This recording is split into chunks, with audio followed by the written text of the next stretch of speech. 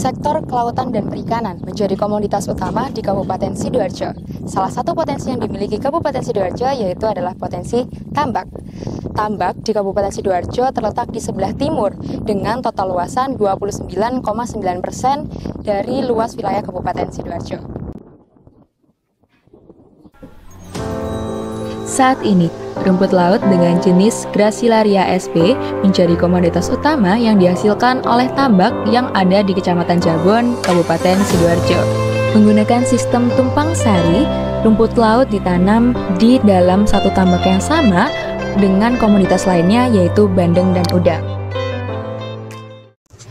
Halo Sobat Akspesindo, saya Diani Vivin Pramestia Isita dari Jawa Timur. Saat ini saya sedang berada di Kecamatan Jabon, lebih tepatnya di Desa Kupang, di Dusun Tanjung Sari, di mana tempat pengolahan rumput laut yang ada di Sidoarjo ini berpusat di sini. Jadi saat ini saya sudah bersama Mbak Bella, di mana Mbak Bella selaku apa Mbak di sini? Admin di Samudra Hijau 1 ini. Jadi Samudra Hijau 1 ini apa sih Mbak? Samudra Hijau 1 ini pabrik menengah ya, yang bergerak di bidang rumput laut. Sistemnya koperasi. Iya. Sistemnya koperasi di mana dia jadi tempat untuk pengepulan ya, iya, dari beberapa tambak yang ada di Tanjung Sari, di Tegarsari sama Kalialo. Tiap harinya itu biasanya memproses berapa kali atau berapa ton rumput laut? Kalau sehari itu bisa sampai sekitar 15 sampai 20 ton. Untuk pengirimannya itu biasanya berapa kali seminggu? Seminggu biasanya 3 kali. 3 kali? Ya, ada yang truk, ada yang tronton itu juga. Dalam seminggu. Prosesnya sama aja tiap hari itu. Kalau pagi itu mulai penjemuran kayak gini. Ini orang-orang lagi ngebalik ya rumput lautnya. Terus biasanya kalau agak sayang dikit biasanya rumput-rumput yang dari supplier itu datang terus nanti ditimbangi. Gitu. Oh iya, jadi prosesnya dari supplier langsung ditimbang. Step pertamanya di sini ditimbang dulu. Habis itu baru dilakukan jemuran gini.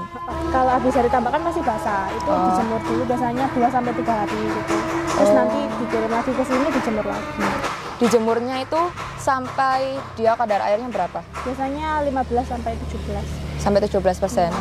Waktu kekirim di sini berarti masih setengah basah gitu. Iya. Jadi konsumennya atau pembelinya rumput laut ini dari mana aja masih? Lokal. Biasanya kirimnya ke Sidoarjo ada, Surabaya, terus Malang, Gresik juga ada. Oh, ya. Jadi udah berapa tempat berarti yang sekitar 4 sampai 5 tempat misalnya. Dan mereka mintanya dikirimnya dalam skala yang besar? Iya. Skala yang besar berapa? Biasanya seminggu tuh 14 ton ada juga yang pakai tronton tadi itu biasanya 25 ton biasanya. Nah, untuk hari kerja di sini tuh biasanya hari apa sampai hari apa dan jam berapa sampai jam berapa, Mbak? Kalau di sini tuh hari kerjanya tiap hari, nggak ada libur. Oh, tiap hari? Iya. Bahkan minggu? Iya. Oh, tapi mulai kerjanya jam berapa? Biasanya jam 8 pagi sampai habisnya ngepres itu nggak tentu. Misalkan kalau orang-orang yang borongan itu. Biasanya? Misalkan yang harian itu jam 6 sore udah pulang. Kalau misalkan yang borongan yang ngepres itu biasanya kadang sampai jam 9 malam. Total pekerja di sini berapa? Sekitar 25 orang. 25 orang. Harian sama borongan. Oh, iya. Dan itu ibu-ibu sama bapak-bapak.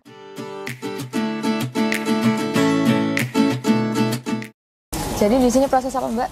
Kalau ini sekarang lagi proses pembloweran ya. Jadi ini rumput laut yang baru datang dari supplier itu dipisahin dari terisipan atau kotoran yang ada yang nempel di rumput lautnya. Pakai mesin ini namanya mesin blower.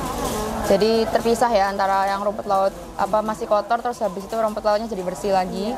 Biasanya prosesnya berapa lama Mbak di sini? Yang kalau untuk ngeblower? Blower paling setengah jam sampai 1 jam tergantung banyaknya yang di blower. Oh iya.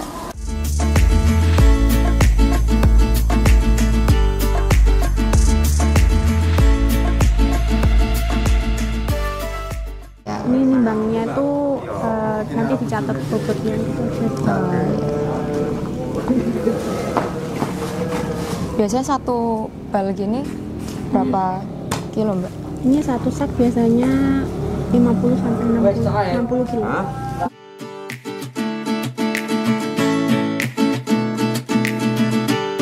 Selamat siang, Pak. Siang, Mbak. Jadi di sini saya sedang bersama Pak siapa? Haji Mustafa. Haji Mustafa selaku pemilik di sini atau Ya, ketua kelompok. Ketua kelompok. Kalau di ketua kelompok Samudra itu 1, kalau di koperasi saya itu pembina. Pembina koperasi Sumur Mulyo 5758. Jadi di sini saya mau tanya sedikit Pak tentang histori atau sejarahnya rumput laut di sini. Kok bisa ada rumput laut di sini itu sejak kapan dan itu dari mana asal muasalnya? Kalau rumput laut itu yang saya tahu itu awalnya itu dari Bapak Haji Mustamil Ainul. Dia itu awalnya yang membudidaya rumput laut. Kalau yang saya dengar itu mungkin dapat bantuan bibit dari Brebes kalau nggak salah, itu awalnya seperti itu. 2004, misalnya perkiraan tahun 2004. Terus 2 tahun itu nggak laku. Terus akhirnya dari perjalanan nggak laku itu memangnya dulu tuh pembudidayanya juga nggak mau dengan harga yang murah. Itu nggak mau, terus nggak laku sampai 2 tahun. 2006, 2007 itu mulai jalan. Nah, saya waktu itu ikut pelatihan di perikanan. Karena tahu kurunut dengan adanya kejadian nggak laku itu, saya tahu oh karena ini kan itu saya pelajari, akhirnya ya alhamdulillah timbul sampai sekarang ini masih berjalan, bisa bertahan sampai sekarang ini. Jadi di sini sistemnya tumpang sari atau bagaimana Pak yang Iya, rumput 3 laut? komoditas, udang, bandeng sama rumput laut. Di satu tambak yang sama? Iya. Mungkin bisa diceritakan Pak tentang kendalanya atau mungkin apa yang masih kurang di sini itu? Kalau kendalanya ya infrastrukturnya, Mbak, baik di jalan yang di jalan depan ini, baik yang infrastruktur masuk ke tambak-tambak, karena kalau di musim penghujan kan itu menghambat, nggak bisa keluar karena jalan tambaknya kan rusak. Itu seperti itu. Kalau jalannya enak, otomatis kan pembeli itu kan nggak sekan-sekan ke sini. Kita sebagai generasi muda Indonesia turut mengambil andil dalam perkembangan untuk kemajuan maritim di Indonesia. Mari kita wujudkan maritim yang maju di Indonesia. Salam akses